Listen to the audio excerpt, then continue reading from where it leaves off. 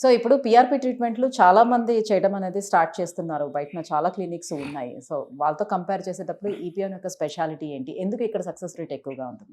ఇపియాన్‌లో ఒక సిస్టమ్ ఉంటుంది. ఇంటి దగ్గర 8 ఇయర్స్ అయింది స్టార్ట్ చేసి.